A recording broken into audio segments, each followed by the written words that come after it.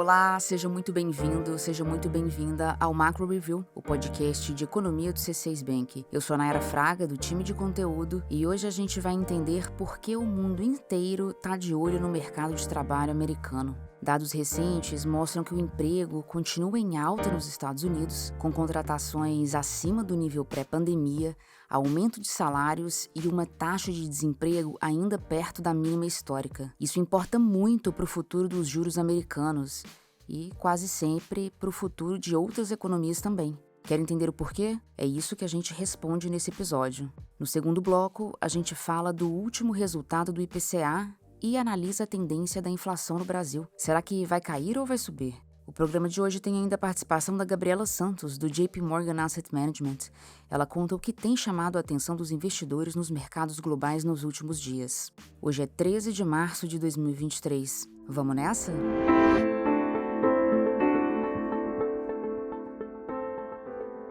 Desde que o Fed, o Banco Central Americano, iniciou o ciclo de alta dos juros em março de 2022, a pergunta está no ar. Investidores, analistas e banqueiros centrais ao redor do mundo querem, desde essa época, saber até onde vão os juros nos Estados Unidos. A resposta, fica cada vez mais claro, está no mercado de trabalho americano, que segue sendo um desafio para o controle dos preços no país. O quadro do mercado de trabalho nos Estados Unidos é de um aquecimento que poucas vezes se viu na história americana. A taxa de desemprego por lá, apesar de ter subido um pouco em fevereiro, segue num dos menores níveis em 6 décadas. O desemprego lá está em 3,6%. Quando a gente olha para as contratações, a gente vê que o ritmo permanece acelerado. As empresas americanas contrataram 311 mil pessoas em fevereiro, contra uma expectativa de 225 mil. O ganho por hora trabalhada desacelerou de um mês para o outro, mas continuou aumentando. Isso é resultado de um descompasso presente na economia americana. Existe um desequilíbrio forte entre demanda por mão de obra e oferta de mão de obra. Eu estou falando aqui de um desequilíbrio entre a quantidade de pessoas que as empresas demandam e a quantidade de pessoas disponíveis para trabalhar. A conta não está fechando. Para cada desempregado em território americano, existem quase 2 vagas de emprego disponíveis. O número de janeiro, que é o mais recente, ficou em 1,90. Mesmo que tenha havido aí um certo recuo na comparação com o dado de dezembro, que mostrou uma proporção de 1,96 vaga para cada desempregado nos Estados Unidos, mesmo assim, a gente ainda está falando de um bom aperto no mercado de trabalho e de dados que superam as expectativas. Esse cenário dificulta e muito a queda da inflação americana, porque ele mantém o consumo em alta. A semana que vem vai dar mais pistas sobre a trajetória dos preços. A gente vai ver o resultado aí do índice de preços ao consumidor, o CPI, mas os dados econômicos exibidos até hoje já são o suficiente para a gente captar o tamanho do desafio nos Estados Unidos. O núcleo da inflação, que exclui energia e alimentos e que ajuda a compreender melhor a tendência da inflação, ele avançou 4,7% no acumulado de 12 meses até janeiro, segundo outro índice americano, o PCI. Um núcleo de quase 5% é muita coisa. A meta que o Fed persegue é de 2% para o núcleo da inflação. Para trazer a inflação dos Estados Unidos para essa meta de 2%, seria preciso esfriar o mercado de trabalho de forma significativa, o que não parece que vai acontecer na nossa avaliação. A atividade econômica americana tem apresentado força e as condições financeiras, que eu logo mais vou explicar o que são, elas estão mais favoráveis. O setor de serviços, por exemplo, que é onde entram os restaurantes, os hotéis, as lavanderias, entre vários outros estabelecimentos, ele está em alta nos Estados Unidos. Depois de uma desaceleração no fim do ano passado, o segmento de serviços americano voltou a crescer em janeiro e fevereiro, segundo o índice ISM. Esse índice mede vendas, contratação de funcionários, compra de insumos, preços, e ele alcançou 55 pontos nos 2 primeiros meses de 2023. O que significa que o setor foi para o campo da expansão. Se a gente lembrar que o setor de serviços emprega 80% da população americana, esse dado do ISM, que mostra a expansão dos serviços, ganha ainda mais relevância. O que eu estou querendo dizer com isso? Eu estou querendo dizer que quando os serviços se fortalecem num contexto de poucos trabalhadores disponíveis, mais crescem os salários. já que vai haver ali uma disputa por profissionais. E mais a inflação é pressionada, porque o aumento dos salários aumenta a demanda. É simples.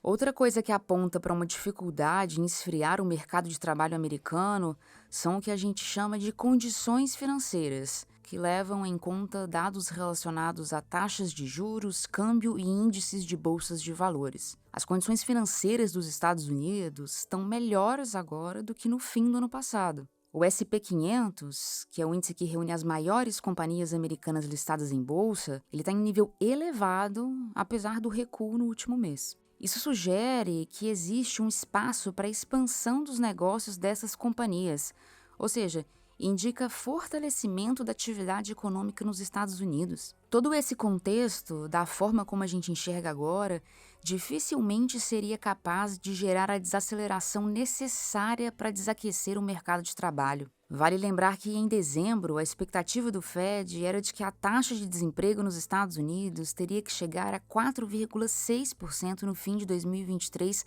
para trazer a inflação para a meta em 2025. Fica claro, portanto, que o trabalho do Banco Central americano segue árduo, né? Imagina, subir o desemprego de 3,6% para 4,6% em meio a uma economia que está firme. É por isso, aliás, que o Fed já indicou que o pico dos juros deve ser maior que o previsto. A taxa básica da economia americana está hoje, só para relembrar, entre 4,5% e 4,75%. Aqui, a gente acredita que o ciclo de alta dos juros nos Estados Unidos vai durar mais que o esperado anteriormente pelo Fed e pelo mercado. Na nossa visão, os juros americanos devem chegar ao fim deste ano entre 5,25% e 5,5%. E nesse patamar, os juros devem ficar por um bom tempo. A gente não espera cortes de juros antes de meados de 2024. Bom, partindo agora para a palavra da nossa especialista, eu acho que vale a gente entender como isso tudo que está acontecendo nos Estados Unidos conversa com o resto do mundo. O mercado de trabalho pressiona a inflação americana, que pede mais juros, mas e daí? O que isso significa para os investidores? E, muito importante, o que isso significa para os outros bancos centrais? Quem explica para a gente é a Cláudia Rodrigues, responsável pela cobertura internacional na equipe econômica do C6 Bank.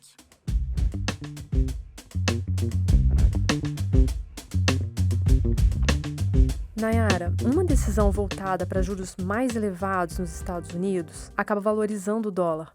A gente sabe que ao aumentar os juros nos Estados Unidos, os títulos públicos americanos ficam mais atraentes, porque amplia o diferencial de juros entre os países. Eu vou dar um exemplo. Se você comparar com um país emergente como o Brasil, que paga acima de 13%, o retorno dos títulos americanos é menor, claro, porque os juros por lá estão na faixa dos 4%.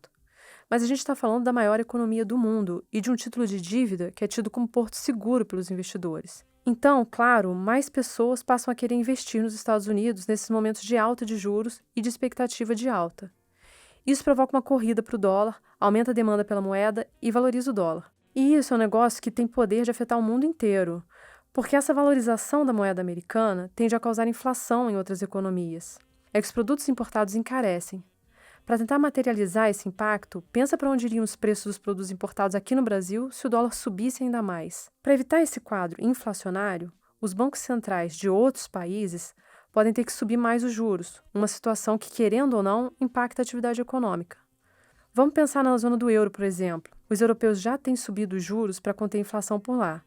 Agora, imagina se o Fed sobe mais os juros, mais do que já tem na conta, o Banco Central Europeu pode se ver obrigado a fazer mais, a levar os juros a um patamar acima do previsto para frear uma inflação causada pelo preço dos produtos importados. E uma desaceleração é tudo que a Europa não quer. Aliás, é tudo que ninguém quer, especialmente depois dos últimos anos. No caso da Europa, então, que estava quase à beira da recessão por causa da crise do gás, o impacto negativo no PIB é algo totalmente indesejável. O ponto é que, como eu falei, isso pode acontecer em outras regiões do mundo. E considerando que a economia global já está num ritmo de crescimento baixo, essa possibilidade, de fato, não é bem-vinda. Partindo para a análise de Brasil, o assunto é inflação. O IBGE divulgou o resultado do IPCA na última sexta-feira E a gente viu que a inflação brasileira subiu 0,84% em fevereiro. Se a gente olhar para o acumulado de 12 meses, o IPCA acumula alta de 5,6%. É interessante observar a tendência da inflação no Brasil. Ao que tudo indica, a inflação vai cair, mas vai subir depois. Eu explico. A tendência é que o IPCA registre números mais baixos nos próximos meses. Isso considerando o dado cheio de 12 meses. É que os cortes de impostos sobre combustíveis, energia elétrica e telecomunicações que foram adotados no ano passado, eles ainda produzem efeitos sobre o IPCA.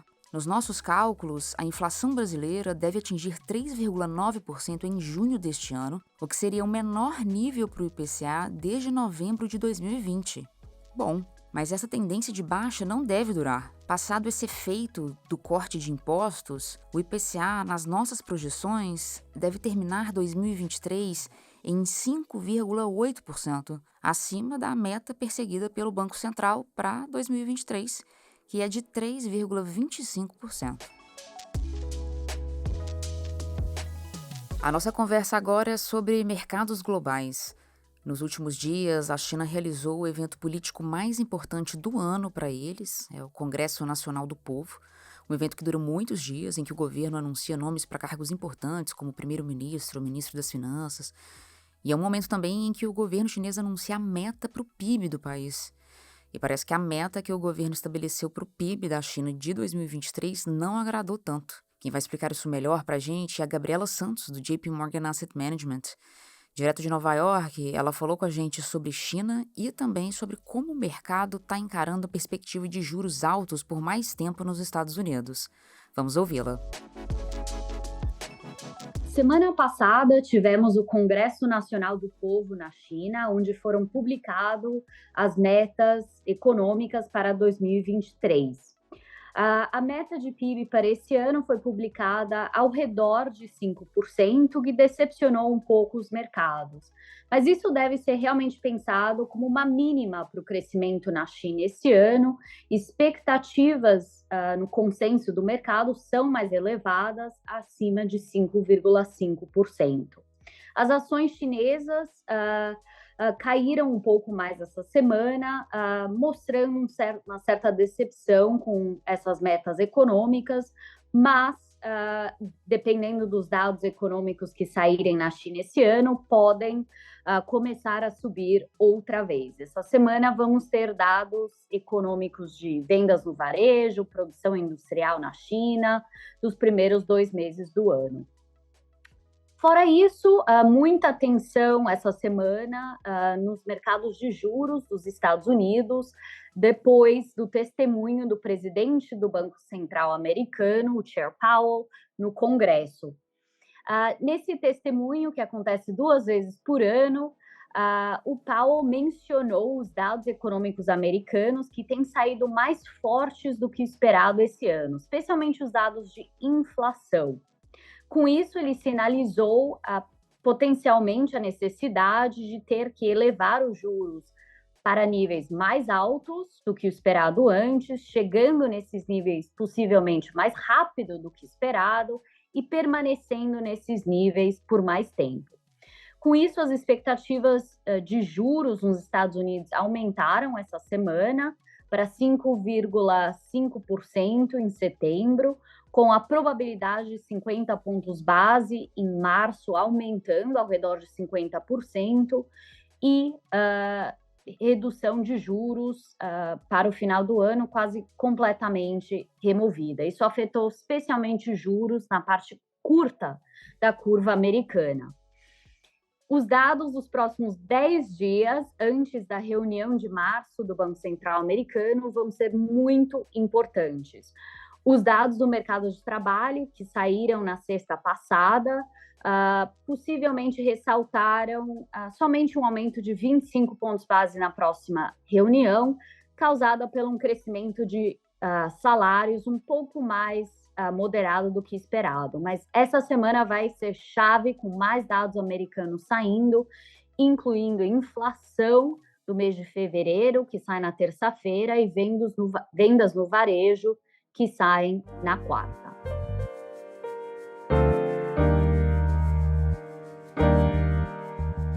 Hora da nossa agenda. Eu compartilho aqui agora os principais dados econômicos que nossa equipe acompanha nos próximos dias. Na terça-feira, 14 de março, sai o resultado de fevereiro da inflação americana medida pelo Índice de Preços ao Consumidor, o CPI, que eu comentei antes. Nossa expectativa, dado tudo que a gente conversou aqui nesse episódio sobre Estados Unidos, é de que o índice avance 0,4% em fevereiro e 5,5% no acumulado de 12 meses. Na quinta-feira, dia 16, tem decisão sobre juros na zona do euro. A expectativa é que o Banco Central Europeu suba a taxa em 0,5 ponto percentual. Na sexta-feira, 17 de março, aqui no Brasil, sai a taxa de desemprego de janeiro. Nos nossos cálculos, o desemprego vai ficar em 7,9%, o menor valor para o mês de janeiro desde 2015.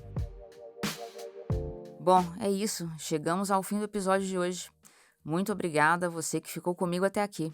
Quem faz parte da equipe econômica do C6 Bank são o Felipe Salles, a Cláudia Moreno, a Cláudia Rodrigues, o Eliezer Jacob e o Felipe Mack. A produção e o roteiro são desse time todo, junto com Nayara Fraga e Malena Oliveira. A edição de som é da Thaís Andréa. A divulgação nas redes sociais é de Karina Campos, David Romay e Sara Santana. O Macro Review é um podcast semanal. Você pode ouvir a gente no canal do C6 Bank no YouTube ou na sua plataforma favorita de podcasts. A gente está no Spotify, na Apple Podcasts, no Deezer, no Pocket Casts e no Google Podcasts. Uma boa semana para você e até o próximo episódio.